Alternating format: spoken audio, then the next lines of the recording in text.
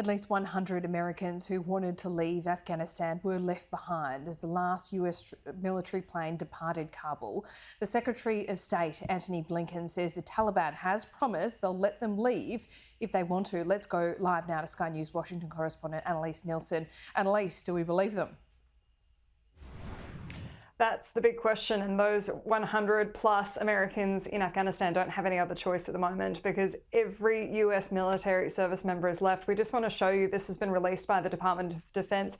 This is the photo of the last soldier leaving Afghanistan after that 20-year military presence. The commitment was they would get out every single person who was either an American citizen or had a special interest visa, but despite being the largest airlift in US military history, they couldn't quite reach that goal. They did evacuate over 120,000 people, either by US flights or US facilitated flights, among them an estimated 6,000 American citizens, but they're saying even that number could go up.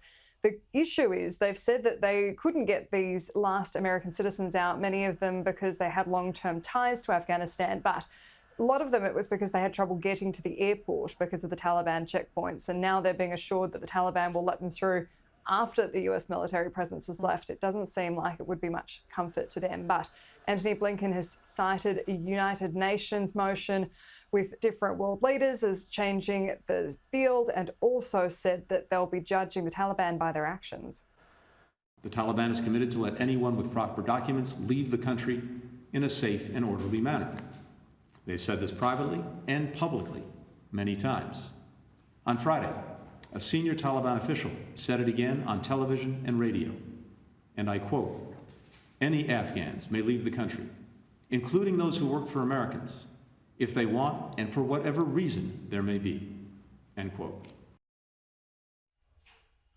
Any way you cut it, the Taliban now does have its hands on a pretty significant arsenal of weapons left by the United States government. There are estimates anywhere up to $80 billion worth of equipment. And to run through some of it that's been collated by the Times in their analysis of government reports, many of which are now offline: 22,000 Humvees, 8,000 trucks, 169 armoured personnel carriers, 358,000 assault rifles, 126,000 pistols, 64,000 machine guns, 33 Mi-17 helicopters, 33 Black Hawks, and 43 helicopters of the MD-530 model. But the argument of the US military is they've said they've managed to deactivate a significant amount of that military equipment before they left. The other argument is Taliban's not sophisticated enough, especially with low literacy rates, to be operating such sophisticated machinery, but it's still a big PR win for them. There's a potential to on-sell a lot of that equipment, and much of the on-ground reporting is showing that this equipment has been left in a position that could be used at some point. And so there hasn't been a complete annihilation of all the equipment that could have been done if the withdrawal was done differently, but the Biden administration was working within the bounds of having to withdraw under a Taliban-controlled Kabul.